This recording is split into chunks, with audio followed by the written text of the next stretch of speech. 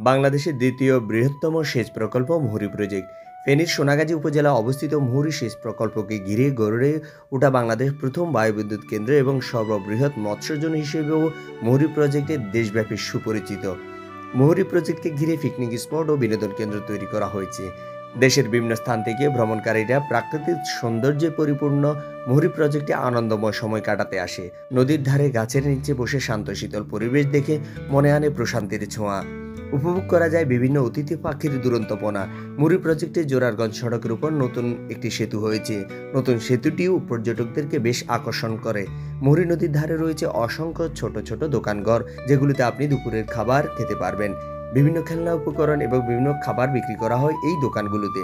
দুপুরের খাবার আপনি বেশ আয়েশের সঙ্গে এখানে খেতে পারেন। এখানে নদীর তাজা মাছ পাওয়া যায় এবং ঘরোয়া পদ্ধতিতে খাবার দামও একদম সীমিত। তাই ঈদ কিংবা ছুটিতে পরিবার পরিজন নিয়ে ঘুরে আসতে পারেন ফেনী জেলার সোনাগাজী উপজেলার মুহুরী প্রজেক্টে।